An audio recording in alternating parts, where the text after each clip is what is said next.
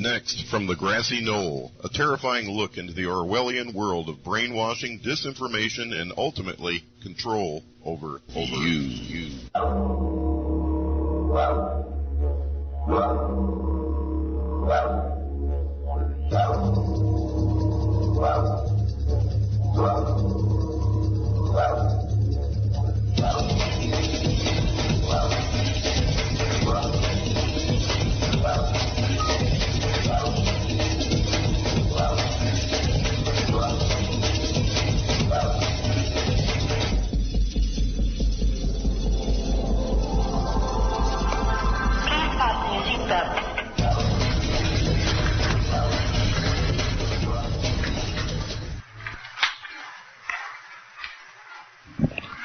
Well, it would be nice if I turned on the microphone, which I now have. This is the Grassy Knoll. It's September 11th, 2001. We have with us Andrew Colvin. He's been on with us. It's been a while since he was last on, but we've done 10 hours with him. Those shows are still up in the archived audio to give some kind of continuity to whatever we do today, since it's been such a distance between the last time he was on. So in effect, this would be number 11. So without any more delay, we want to let you know that with us from the great state of Washington is Andrew Colvin. How you doing, Andrew? Great, Biz. How are you? So far, so good, but it ain't over yet. It's a great day here in Seattle. It's supposedly the last day of sunshine we're going to have. Right, until, like when? April or May? The springtime, probably. Yeah. I was surprised when you told me you went to the beach. I was what are you going to do, get a cloud burner? Or? Well, we have a beach right here 2 blocks from my house that I can look across at Bill Gates' house across the lake. That's got to be torture. Every morning I look across and I think, if I just keep my nose to the grindstone.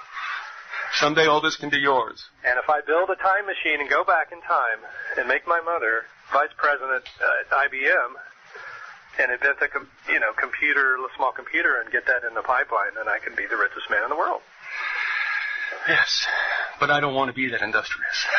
So, yeah, it's been a while since you were last on, so I'm going to defer to you. How do you want to open this thing up? Well, it is the anniversary, 5th anniversary, and 9/11, and I have a lot of different emotions about it. Being that I did briefly see a precognition of it back in 1967. And I remember when it happened, just sitting there thinking, what is going on here? There's really something to this phenomenon. Mm-hmm. And I don't know about you, but I think it was by the end of the first day, I already was suspecting that it wasn't what we were being told, and especially as soon as I started hearing about the 19 hijackers. So soon after the event? Yeah, by that night I was definitely, thinking, this is an inside job, and I just, and I went through weeks of being totally ostracized by my friends for that, because it took most people several weeks. Anybody that had leanings toward conspiracy, it took them a long time, even then. But some of us who've been in the conspiracy world for longer, just it didn't take as long, I guess. And I've been a pretty hardcore conspiracy guy since the early 90s, at least. Well, right now, I can understand the memorial for all those who were killed. I'm sure some of them would rather not have it reopened again. I don't think this is necessarily a real completely beneficial thing. What I do lament is they turn this into, as Orwell wrote in 1984, some kind of group hate against whoever it is we're supposed to hate this time around, reconnecting, obviously, the Arab hijackers also to some kind of anti-Muslim, anti-Arab mentality to perhaps regalvanize this nation's efforts to build an empire in the Middle East. I don't know how much of that is going on. I don't have a real good stomach for most of this stuff today. We'll see what happens afterwards. But you know, if you think about it, Andrew, and it's there to be read mostly in suppressed works, the government is not new to sacrificing its people to advance an agenda. And you have before this the Gulf of Tonkin, which really wasn't pulled off, but it was still a lie. But you also have Pearl Harbor, you have the Lusitania, and you have the Maine. That was sunk with an explosion, not from without. And so is this such a new thing? Or is it just that every generation that has to experience this is so disconnected to one that's gone before that it's beyond belief, and yet it's there documented that these things took place, and somehow the passing of time seems to dull the wounds when it really shouldn't. Yes, and you know, we often see the Rockefeller hand at play in some of these things.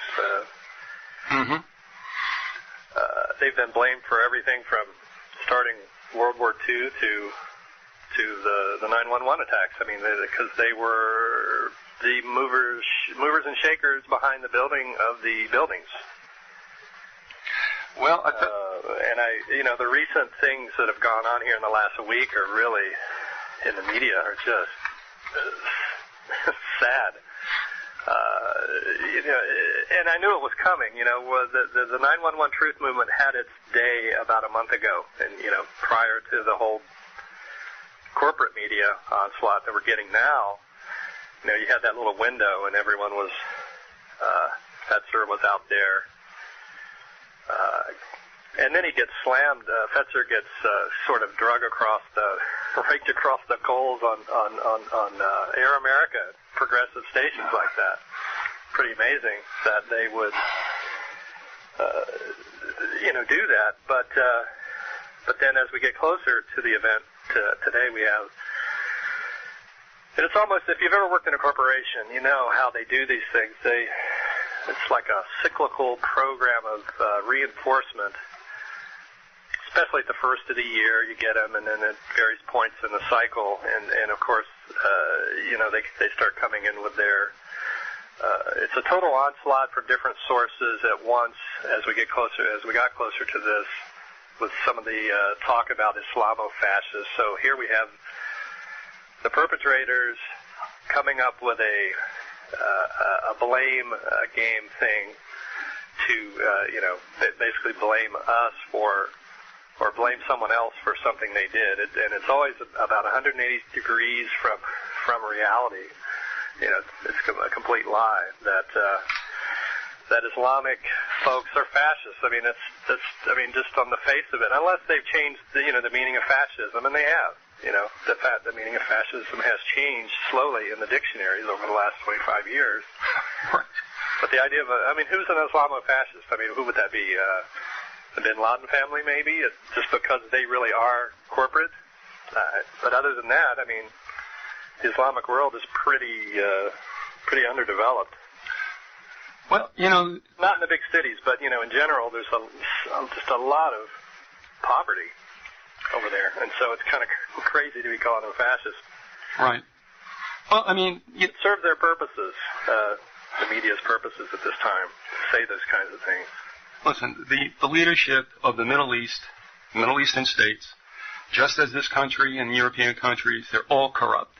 And who suffers? Most of the people suffer.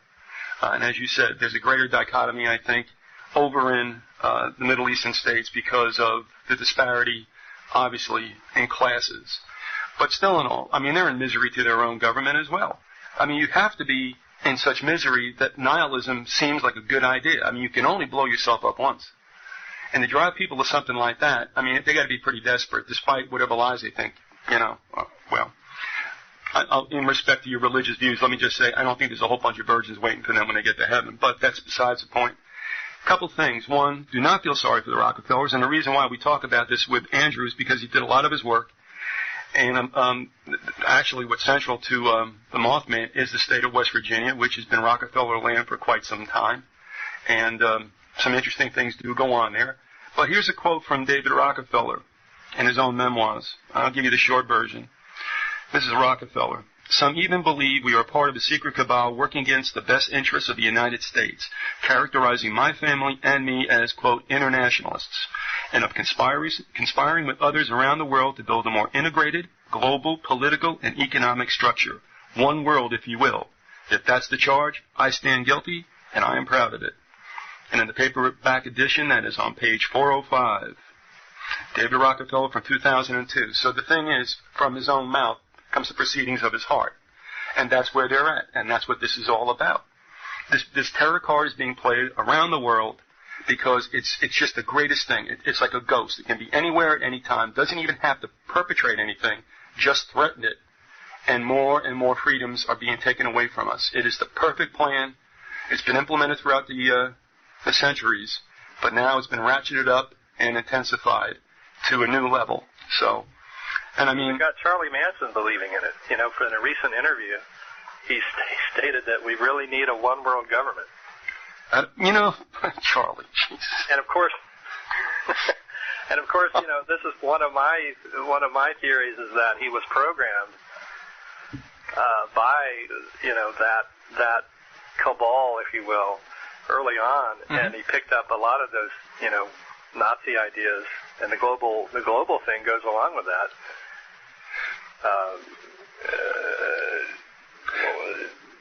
It was Judge Jackson. I mentioned him before. Judge Jackson was the Nuremberg judge from America who put Charlie in prison first when he was very young, which I always thought was very odd. How did Charlie come to the attention of this powerful judge at such a young age? Well, the war even was right around the time of Vietnam? Of Nuremberg. No, Nuremberg. That's when Charlie was first put in. So how did this judge, you know, how was he doing such important work overseas and at the same time being involved in Charlie's incarceration? Hey, clear me up on something if you remember. Were there two individuals in that Manson crew that took pot shots at Ford? Yes. Okay. Well, I mean, Sarah Jane Moore is not ever recognized, I don't think, as well. Is she recognized as knowing Squeaky? I think she is. Yeah, that's the reason I asked you. It's a little fuzzy, but I believe, yes, that there was a little connectivity there, and of course Squeaky obviously was a principal. But isn't it interesting who stood to gain if Ford was killed, and that was David Rockefeller, an unelected vice president sitting underneath an unelected president. What a year that was for the United States. So it's kind of interesting that Charlie, a West Virginia guy, would have a crew of which two took pot shots at Ford that would have brought David into the White House. Very interesting. Another thing I also want to bring up, folks, for those of you who are listening live or hearing this before this evening, well, first of all, Oprah is going to have on, I believe, Oprah, a spokesperson for a generation. God almighty. I think she's going to have a ticket, a customer service guy from the Portland airport. This may be old tape, this may be a new one, in which he will recount having remembered Ada for being very surly and his sidekick for like smiling goofily while these guys were checking in. And he remembered that, and that's the key. The guy says, oh, I remembered that because if they were going off to their death, why would that gentleman smile like that? Here's my point. They flew from Portland to Boston. We know that. We know they walked inside the Logan concourse. Nobody knows they went on a plane. I can do the same stuff. So they're going to sell this bag of crap to you today on Oprah. And this guy's telling the truth. But that doesn't put doesn't put those guys in a plane from Logan as one of the hijacked craft. One other thing, if I could, I'm sorry, Andrew, but I want to get this out. Tonight on PBS, wherever you may be, check your PBS stations for a 3-hour documentary being rerun called Center of the World. For two reasons. One, I've got the transcript, and it was loaded with contradictions of people talking about what took place that day and how it was an raging inferno and such. Okay, that's another thing. But here's the good part, Andrew. Some journalists from the old days kind of intimate that the building of this supposed trade mart, this World Trade Center, was rammed through by Rockefeller and Chase. So it provides a little interesting history about whose will, of course, was being executed in the building of the towers And of course, it's Rockefeller money and land on which actually put up the UN. Had the UN come to New York and also built it on the east side on his property. So I know that's a mouthful and a half, but do you want to address that at all? Well, I just wanted to throw out the loose change video for people who haven't seen that on Google. Loose Change 2, that documentary done by the 24-year-old guy. It's very good, and it's got a lot of great little things in it. But speaking of Rockefeller, though, I mean, I know you visit Alex Jones's website every day, Biz, right? Me? Do you not? I tell you what, actually, I do confess, I do subscribe to his paid-for site, and I do get the news releases every day. So yeah, I look at it truthfully, every day or every other day. Okay. Well, I was on there and I found a video by here's my memory again. I can't remember the guy's name, but he said that Nick Rockefeller, someone named Nick Rockefeller, who's part of the Rockefeller clan, okay, I guess one of the heirs, had said about 9 months before 9/11 to him that there was going to be an event that would send things in a certain direction, and I believe there was some business. They had some business dealings of some kind going on, and Rockefeller also talked about the women's movement in the 60s, or the whatever you call that, the feminist movement. Feminist movement. That was bankrolled by them, by the Rockefellers, mm-hmm, in order to create, in order to double the amount of taxpayers, and also for other reasons. Well, that makes perfect sense. I mean, not only can you enslave more people into the Federal Reserve and phony income tax system, but you also can make sure that couples now are so crazy working that they are starting to, whether they know it or not, surrender quite a bit of parental rights to the public fool system. So, which even though they think they're doing a well-intentioned thing, are encroaching more and more on the raising of children, and that's also at the behest of the Carnegies and Rockefellers, who want to see us blended into a one-world government. And folks, I want to throw this out right now, and I don't know, Andrew, if I ever told you, but I'm sure I did, that if you want to check out the nefariousness of these robber barons who created tax-exempt foundations that do some philanthropy, but behind the scenes do more and more, or have done more and more to turn this republic into just another socialistic state, check out Foundations, Their Power and Influence. I'm just taking a look here. Their Power and Influence by Rene Wormser. He was a counsel for the second of two committees in the 50s that tried to find out what was going on, but both committees had plans on that, so that they frustrated the whole analysis or examination of the tax-exempt powers, and finally just gave up. So Wormser wrote the book and just said, "Hey, listen, this is what's going on, folks. You got to ask yourself why." You're not familiar with Wormser's book, are you? Oh no, there's a lot of great charts in the book called Nelson Rockefeller Religion, or is it Religion? Evangelism in the Age of Oil. That 1,000-page tome has great charts in it, showing all the different channels of money that the Rockefellers give to various people. Some of which connect, by the way, to Texas and that area where Dick Cheney shot the guy in the face. The ranch areas down there. A lot of those families down there are in the Rockefeller Combine. Yeah, I'm just looking at this information I had. Okay, here we go. This is from the center of the world that I was talking about. This is Mike Wallace, not that Mike Wallace. I don't think so anyway, historian.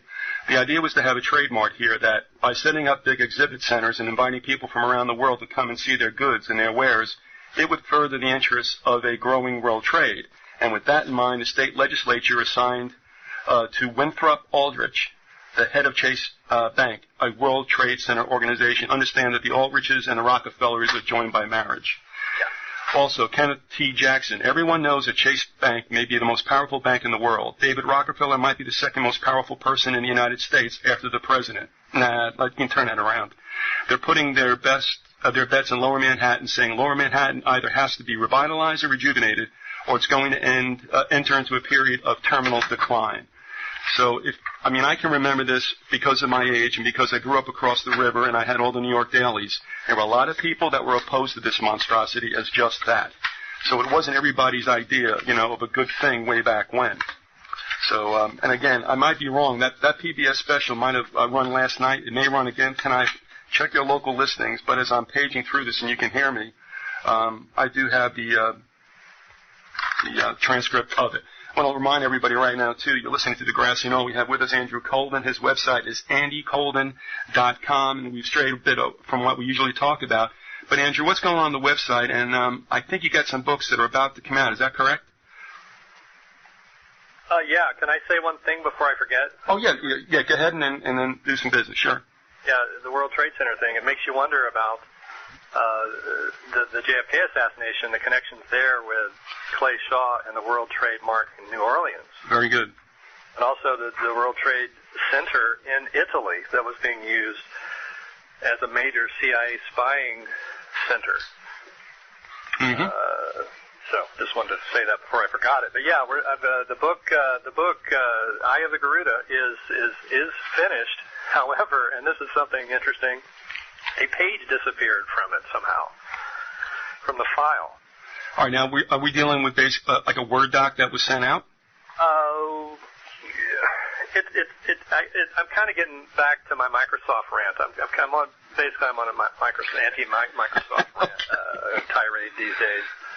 Just in general, never really liked their products, and what's happened is I don't know if there's any of you. I don't know if you're a Mac user. I don't think you are. But folks like myself who are in the design photo world or Mac people, and because it works best for that stuff. And recently we've had an influx of Microsoft technology into the Mac world, and what I'm finding is that it totally sabotages the Mac system, and I think it's deliberate. Sure. Do we not think Microsoft is predatory? and literally a page just disappeared.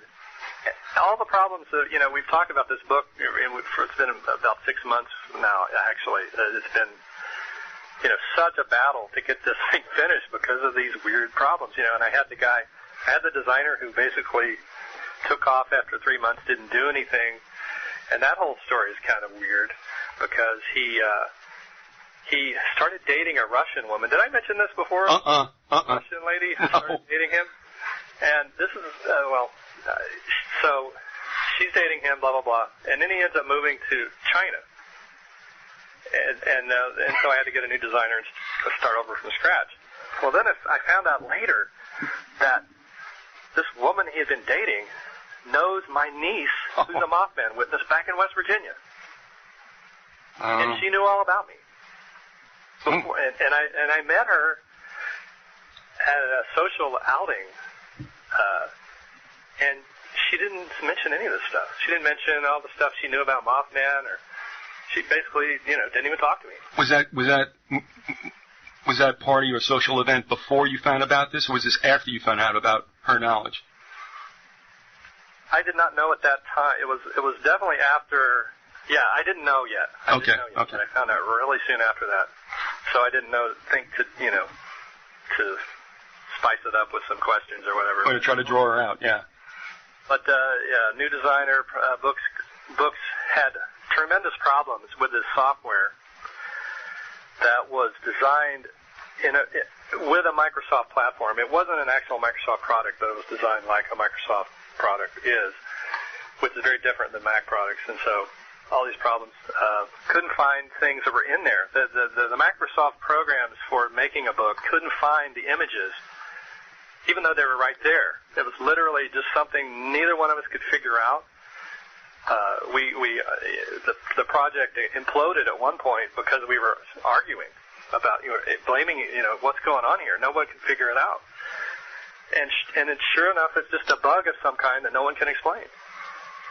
But anyway, we have finally gotten through it all, and it's done, and we're on contract to have it done by this end of the year. So it will be out hopefully by the time we've done our other two interviews coming up. And you can go to andycolvin.com, and that's where you'll be able to buy it, and also on Amazon. And the DVD, Mothman Photographer, is there at andycolvin.com. And this weekend is the Mothman Festival in West Virginia, for those who are interested. There'll be some DVDs on sale there. Where would that be held, specifically? Point Pleasant, West Virginia. They've got some of my photos are up in the museum there, and they're going to be selling some of my photos at the festival too. Now, Point Pleasant was chosen because that's where not only was there a sighting, but of course it was an unfortunate Christmas shopping bridge collapse, correct? Yeah. And is there any other products coming out here? Well, the other two books. Well, there's, in addition to the photo book, we have a trilogy based on the DVD series that I did. That's the Mothman Photographer trilogy of books. The first one is basically done, and the second one needs to be edited, and the third one needs to be edited. So they're all written, but this editing process, it kind of slows you down. I noticed that Lavenda, as he was writing his last book of his trilogy, The Manson Secret, which I recommend. I'm about halfway through it. I noticed that he spiced it with a few details that I think he got from your show, at least one that I think he got from our show on Grassy Knoll. Uh-huh. He mentioned Manson, what was it? I'll remember it. Yeah. Well, as an aside, there's some strange things taking place with Peter Lavenda. Oh, yeah? Well, yeah. I've got two listeners in particular, ironically, both on the West Coast, one of them in your state, probably not too far away from you, who have been Lavenda fans but are starting to see some, I guess, inconsistencies. I can't be specific about that in particular. But also, there is a hit piece on him from a journalist in New York, which is recalling somebody saying he was deeply into the occult. I don't know when this... You get that from his books, that he does know a hell of a lot about it. Yeah, for being an outsider perhaps, but not for being one that might be a little bit involved. And this one particular individual, and I'll send you the stuff afterwards so you can take a look for yourself. I've asked the individual to come on to talk about it. I've not had a response. Don't expect one either, but now maybe I'll try again just to be annoying. Secondly, there is some thought that he appeared on Coast to Coast last week as this character Simon, which seems to be his alter ego at times. No. Yeah, with George Norrie. And what do you mean? He says that someone came on the show who said their name was Simon so-and-so? Yeah. And it sounds like Lavenda? That's what some of these people are believing, yes. Huh. So they're just walking through this. I mean, I can't speak to it as specifically and as in-depth as I should, but I will say to you, I'll send you some stuff along, and now we're taking a look at him through a different prism. The other thing also is that I had him on expressly to talk about Unholy Alliance, that whole Nazi setup over in South America called Colonia Dignidad that got busted about 2 years ago. And never ever, and I'm not going to go this direction, I do it enough, but never ever does he mention the Vatican's Operation Paperclip that secreted Nazis out of Europe and into first South America and eventually into the United States. It never comes up. And then he comes out with this wandering bishop stuff, which I'm like, okay, so where are we with this? And going back to you mentioning Clay Shaw and that trademark down in New Orleans, Clay Shaw is identified as a Knight of Malta, which ties him also into the Vatican and also the what you would call the intelligence apparatus in the United States. And Ferry is what Lavenda identifies as a wandering bishop. So I'm starting to wonder what wandering bishops really mean, and if this is another word for Jesuits or whatever. But the two of them were hooked in, and probably Garrison wasn't wrong about either one's involvement in the Kennedy assassination. Well, the wandering bishops is a catch-all phrase, I think, for all these disparate churches that are, on the fringes have sort of been kicked out of the Catholic Church. And I think I may have come across miscommunicated before when I called them fake. I didn't mean that they weren't real orders. Some of them really are real orders, and they've just been infiltrated by agents of certain stripes. And I think some of them, though, have been totally set up from the get-go to be an operation of some kind. And those are mostly the smaller, and to get away from the Vatican a little bit, some of these are totally Protestant-based things, these wandering bishops. I think, in fact, you probably find more of the totally fake operations on the Protestant side. For instance, with JFK, there was a church right near the Tippit shooting that was abandoned or something, yet it's suspected that it was one of these, front operations that the church had gone under, and then the intel folks came in and worked it out so that they could have use the church, and that's where the guys who shot Tippit hid, during the getaway part, so that they could blame it on Lee Harvey Bin Laden, Lee Harvey Oswald. I've got a new name for Bin Laden. It's Lee Harvey Bin Laden. Oh, yeah. You always have to have a boogeyman. Always got to have a boogeyman. Oh, by the way, anyway, I'll send you the stuff with what's going on there. Every time someone drinks a Coke, they're giving money to Bin Laden. I mean, do people realize that? Oh, no. How does that connection unfold? He personally controls 80% of the gum Arabic market. And gum Arabic is in every soft drink. So it's so ridiculous that the whole thing, the whole 911 thing, it's just so contrived, unbelievable, and I don't know why anybody gives this Bin Laden story any time of day, because it's so. It's just so manufactured. The guy is, and they talk about following the money. They've never followed the money at all. I mean, the money's going to Bin Laden. Money is going to Bin Laden every day from Coca-Cola. Thousands probably every day. And they claim that they can't locate the guy. I mean, it's going into a bank account somewhere. Of course. There is a money trail. There are plenty of trails, but.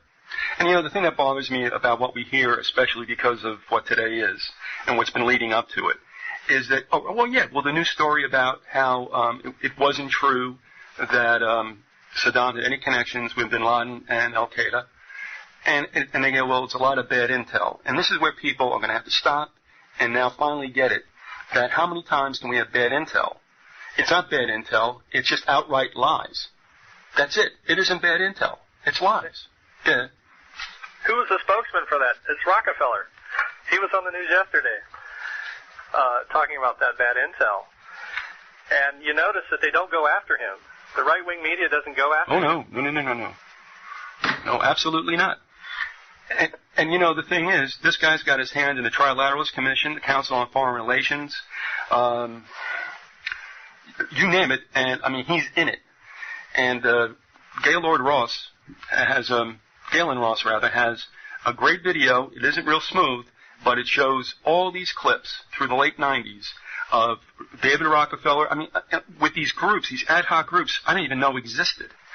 With Gergen and Madeline Halfbright, and all these people talking about economic integration, basically forming a American Union. And none of the mainstream press ever does a thing. While this is all going on now, more intensely, getting more people upset in all three countries, well, at least Canada and the United States, not a thing gets said on the mainstream news. And you know what I mean? And we opened it up talking about this, but David Rockefeller, besides having longevity, has been involved with everything. He began the Trilaterals. They ran Jimmy Carter up the flagpole to be a president who came out of nowhere. So, and by the way, we have this, I want to say this one more time. Here's the formula, which they used with Carter. if Hillary hits Time Magazine 4 more times, that's your president. She's already got one logged in that I can think of. And, of course, when you see it, it'll be more magisterial, you know. So Hillary, who was laughed at when she was Clinton's first lady, you know, winds up being a senator in New York. And everybody, you know, decried the fact that she wasn't a New Yorker. But the same thing happened with Bobby Kennedy. You know, all of a sudden he became a New Yorker. And, yeah, and all of a sudden now she's on his meteoric rise to be the Democratic presidential candidate. And this is all constructed like an advertising campaign. While we're on this thing, because I want to shut up, believe it or not, if you want to send a comment, ask a question, it's all open. Do it. You can use the email address, which is Vyzygoth@hotmail.com. You can use the IM services, MSN, which I assume you hate, Andy, and that's Vyzygoth. And also with Yahoo, it's Viz1400. So, you know, it's fair game. Go ahead. No, go ahead. I'm done. It's apropos that Hillary's would be the next in line because she's the mother of a Rockefeller. If the rumors are true that Bill is the illegitimate son of Winnie Rockefeller, then she is indeed the princess, the queen of the situation, of the clan. Yep, it just keeps getting better. Yeah. We just got a comment, and this is, I guess, in conjunction with your name for Osama. He says, I call him Osama bin Goldstein. And like we said, if anybody pulls up 1984, you can do it online. Just do a find page on Goldstein, insert the name bin Laden, and it just works perfectly. Because Orwell knew exactly how they would get countries to react. As long as you can give them something to hate, a personification. It's too hard to hate like a whole people and a whole complex geopolitical situation. Just give them somebody whose kisser they can hate. And that would be Osama bin Laden. I got another one for you from the center of the world. This is a beautiful one. The narrator says, from start to finish, the story of the World Trade Center would be an extraordinary parable of American power, a parable of the forces reshaping New York in the post-war period, and of those forces reshaping the globe. Here's a former New York Times reporter. This is where it really is good. This is a short one. He says, it wasn't about consensus back in those days, which would be the 60s. It was about a very powerful agency knowing how to get its way, busting through all obstacles, all objections, no matter how valid. And that's just the way it worked. It's just the way things got done back then. It's the end of the era of great building, in a way. It's still a time when, even in a complicated municipality like New York, you could pull off a project like that, and you can do it the way you want to do it. So you figure out what he means by a powerful agency knowing how to get its way. So, and again, that's from a Center of the World, which may be showing on PBS stations around you. I really, really think you should look at it, especially if you haven't, with the kind of mindset folks you guys might have right now. So, and again, we're talking with Andy Colvin. The website is andycolvin.com.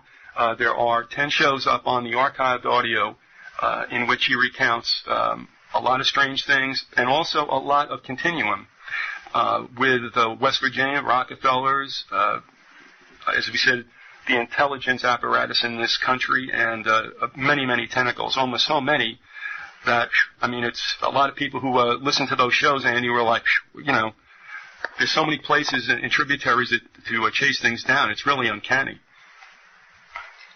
Well, that comment you made about Goldstein reminded me of Victor Thorne's book, 911 Evil, which points the finger at Israel for a lot of the 911 machinations. And this dovetails with the Mothman conspiracy theorist Peter D. Beater back in the old days, who said the same thing at the time about the JFK and some of the gold in Fort Knox issues.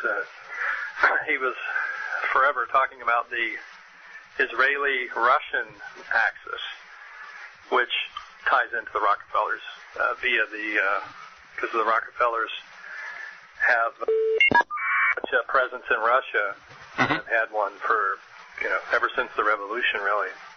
So a lot of people think there's a lot of evidence that they started the Russian Revolution or that they financed the Bolsheviks.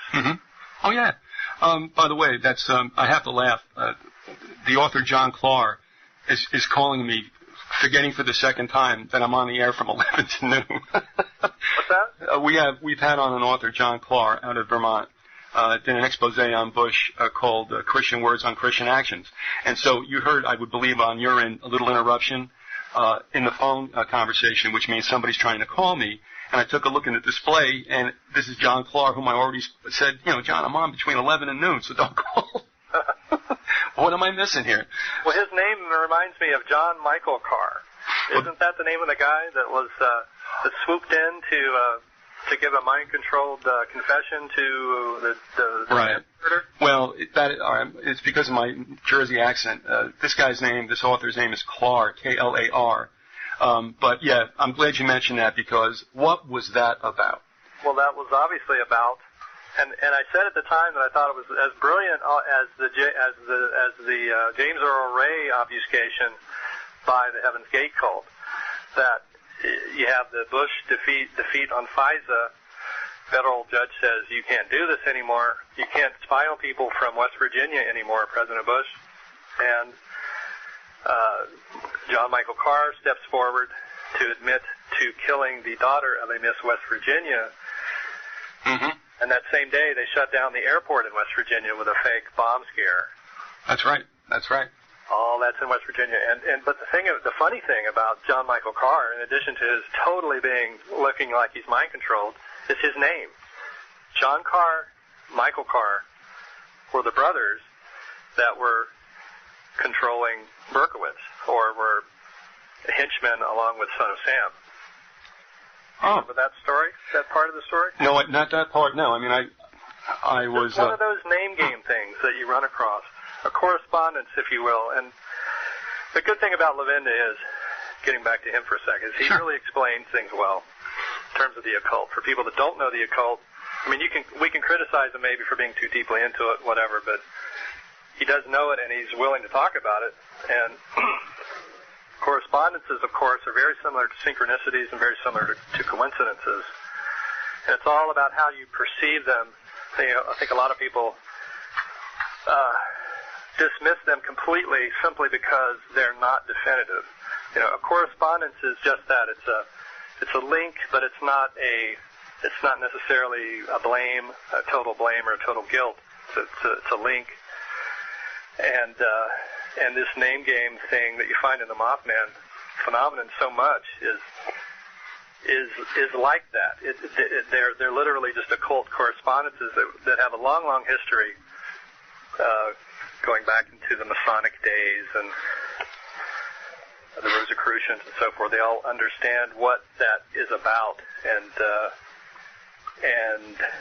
they can be controlled to some extent. People can use a correspondence to create a psychic power of some kind, and I think that's where you get into the CIA using, experimenting with it so that they can better hone their cyclical reinforcement program in the media. And this is how they do it. If you really start watching, and I do this with my calendar, whenever a big event happens, some strange thing like this John Michael Carr thing, I write it on the calendar. You can start to see the pattern of how they link. They'll bring in a John Michael Carr to correspond with the Bush-FISA defeat in order to discredit both, really. Mm-hmm. So no longer do we have to worry about Bush's spying, because this crazy guy comes forward at the same time. And it literally works like that in the mind, subconsciously, of the viewers. So, well, boy, you hit on a lot of good things, and if I can respond before I start to lose some of these. First of all, John Valentini, out of Australia, is on his way to completing a book in which he has gathered a number of 9/11 images that took place in movies and TV before 9/11/2001. Many of those photos are up on my site. But what he gets involved with was just what you said, the use of media for predictive programming. And, who knows how loaded that is with little switch throwers, for the general masses.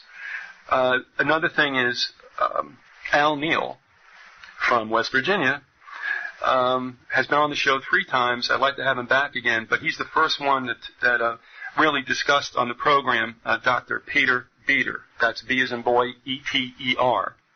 I also shared Beater's work with Bill Daigle, an MD, and also somebody who has a show with RBN, and he was interested in that. The other thing is that when you see something like Carr, which was such a bummer from the beginning, it's like this guy's chirping like crazy on TV, and he's going to get a fair trial anywhere in the world. And when did he make this confession, and who was there, and was it taped? And then the first thing you think about nowadays, now that we think the way we do, is when they put that little bombshell into the media, you're wondering, what are they getting away with behind the scenes? So they got you looking over at the left hand while the right hand's doing something else, you know? Also, I want to say to you, this whole bit about names and, and their, I guess you would call it, their power, as it applies to occultism. Are you familiar with the book King Kill 33 by James Shelby Downard? Yeah. Well, I mean, you look at that and you wonder sometimes, but, I mean, he traces it through, and you've got to ask yourself, all this toponymy and such and symbology, this is the stuff of a very intricate conspiracy and of an interlocking group that can get this kind of things done. I mean, when you realize that they shot him on the 33rd degree parallel, and that's only the beginning of it, but all these names, like you said, you have to wonder what is really going on out there. I only wish he had done more work. Was it you that were telling me? Oh, no, it was, who's the guy? Oh, Adam Gorightly, who apparently is working right now with Michael Hoffman, and Hoffman was involved with that manuscript. I'm not really sure if he knew Downard. He might have. But Gorightly's going to get in there and deal with some of this stuff. So, Andrew, you're right. You got to wonder what is going on with some of this stuff. And you're just pointing that out about the car names. I had no clue whatsoever. That's really something. And Michael Carr was a big Scientologist. Okay. Yeah. It just keeps... And, it never really... I mean, they shut down that investigation, so, they put the clamps on that thing. They didn't want that to come out, that Carr was that Berkowitz was, deeply involved with a major Scientologist. Yeah, and because... They just kind of kept the cult part of it as low-key as they could, but it was a real cult. Mm-hmm. And it was tied into wealthy Long Island entrepreneurs, filmmakers, and people that had connections on the West Coast with Hansen. And also with connections with the Process Church in England. And usually there is a British connection to just about all of these different conspiracies we talk about, because there's a very long tradition of that kind of. The British and the Swiss have always had a very close intelligence relationship, and relationship with America as well. Always sharing information and things behind the scenes. Well, let me ask you. You're the first person to bring up Beater, okay? Let me ask you. Are you aware of an individual who might be the keeper of his stuff by the name of Holt, Dan Holt? H-O-L-K? H-O-L-T. I'm not. No.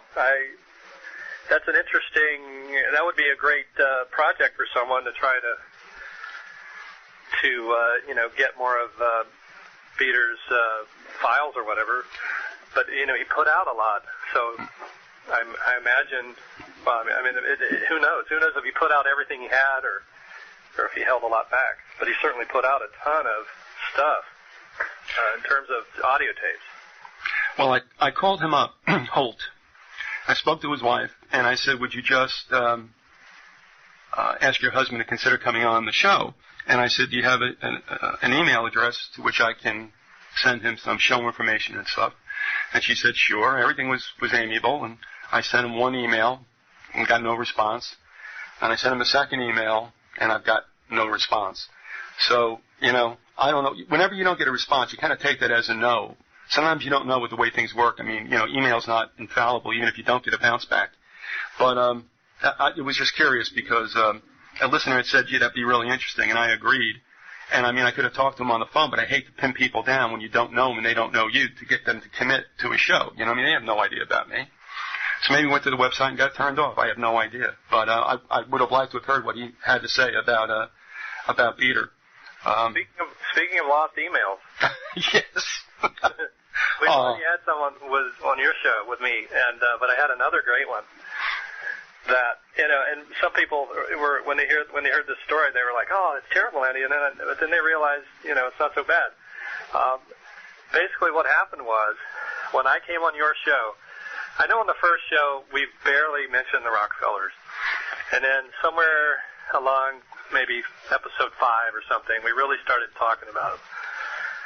And I swear, within 2 days, I got an email from Rockefeller Center about my work. Someone, the Sci-Fi Channel is doing a Mothman show coming up. It'll be on sometime here in the next few weeks. And they wanted my research so they could research the topic. And I thought that was odd. And or the timing was suggestive. Let's say yes, that. to say the least. And I emailed them. I'm like, should I send them this? Because this is obviously going to go to somebody's desk who's going to pass it on to somebody else, and then then they're going to know everything I'm saying. And I ended up sending it because sometimes you learn things that way. You figure out you learn more by playing along, I guess. And so some time passed, and I got another email from somebody else in NBC who wanted me to work on the project, actually go and be the, I think it was either some kind of camera job. I don't know what it was because I never really heard all the details, and the date was a certain date to be there. And I guess I was going to fly to New York or whatever and do this, but or wherever it was. I'm not sure. It may have been to Point Pleasant that they wanted me to go. I still haven't found out, but it came 2 or 3 days after the event. In other words, the email was held up in limbo for 2 weeks and appeared in my box after the job opportunity was passed. Well, that might pass it on to a computer expert who's going to, and this just happened last week, and he's going to look at it and try to figure out what happened to that email. Try to track it back. But it definitely was held in limbo. Well, if that prevented you from getting on a plane to be flown to New York on the Rockefeller's behest, you might consider it providential. That's what I said. No. So there you go, and then that's a perfect example and I think where people get confused with this phenomenon is they want to believe it's this or that. Everyone's kind of locked into this either or Republican, Democrat, Ford versus GM mentality, and with regard to the occult, they think it has to a situation has to be either the CIA or God, or not. I mean, actually, it's they either think it's the CIA or it's nothing. Well, and in fact, it could be the CIA or God, I guess is what I'm saying. Is that by getting back to the idea that there's a synthetic phenomenon and a real phenomenon. And if we always keep that in mind, you can sort of sort things out. For instance, this missed email, I think, was the real phenomenon. I think this email was not held up necessarily by a particular person who, I don't, again, it's a providential thing. Who's to say what held that up? But if you read John Keel's, all of his books, he lays it out so well that there's, centuries of historical documentation for this kind of thing happening. These kind of interventions that clearly cannot be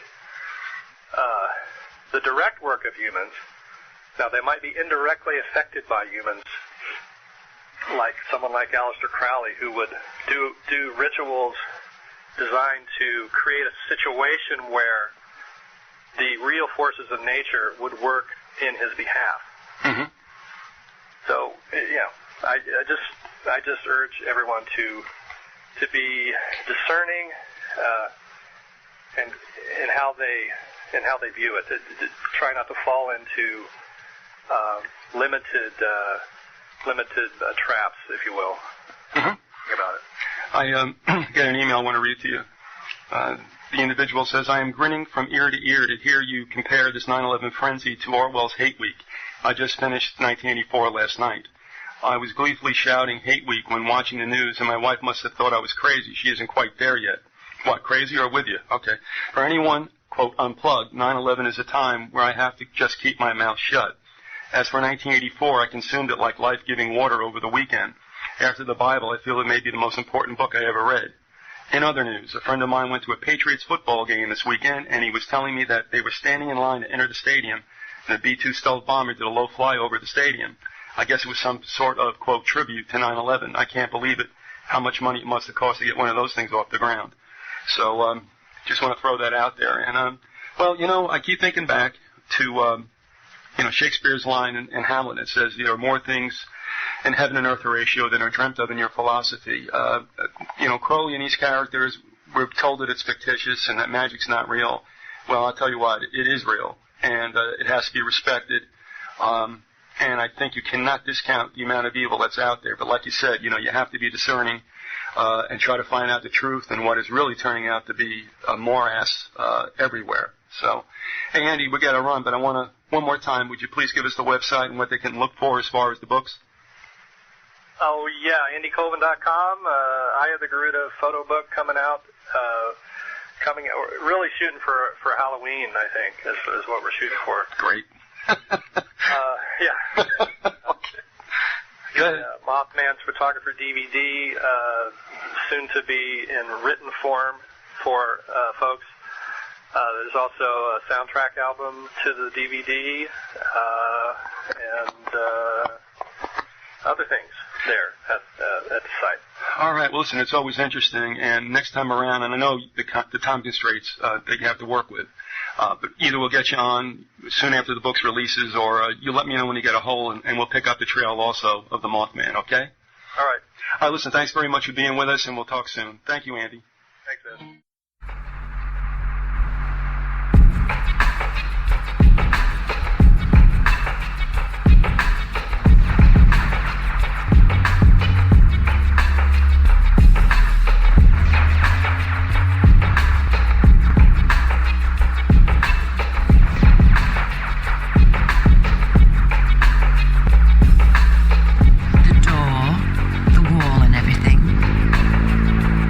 Anymore.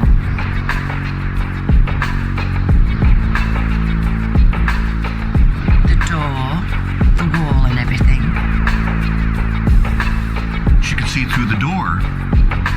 Yes. It wasn't there anymore. And it's a special thing that the Sasquatch came to her. The door, the wall and everything. All this disappeared. The door, the wall, and what I'm looking at back there is this. What were your feelings during the event and after the event? I was taken aback, I was startled, but I wasn't frightened. I just wasn't frightened. It was just so strange. I'm not frightened. She has good vibrations and she's a good person. Well, I was walking towards the door. Okay. How long do you think it lasted? Well, I was walking towards the door. Okay. It was just so strange. And I just thought, well, I need some fresh air. I need to feel the coolness on my face, just cool me down. I need to be able to breathe. I need to be able to go to sleep. And I was hot, and I was feeling achy, and I've been walking up and down. It didn't speak to me verbally, if you can understand what I mean. It was just like it was... Telepathy. It was just so strange. I didn't speak because I was still trying to come to terms with what had happened and what, if it was possible for something like this to happen.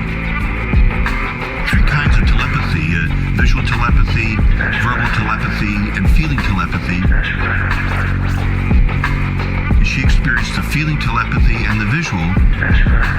Yes. It's just so strange, but I know I wasn't frightened. I wasn't frightened at all.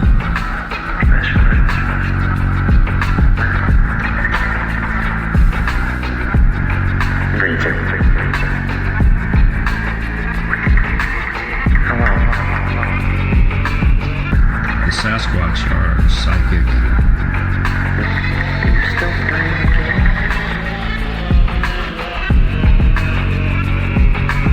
She has good vibrations and she's a good person.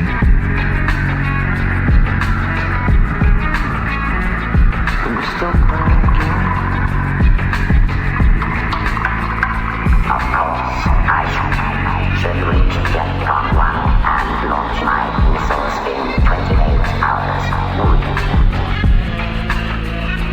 It's just so strange. She has good vibrations and she's a good person. Would you like to see some projector to ratios?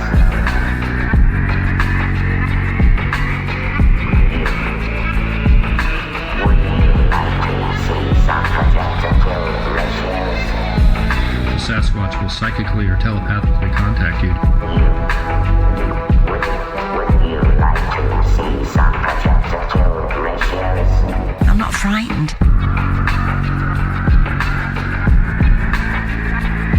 Would you like to see some projector to ratios?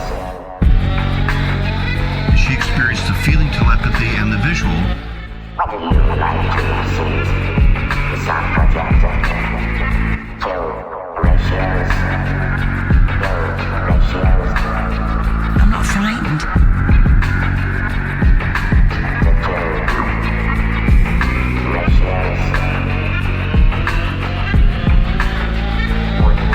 Would you like to see some projector to ratios?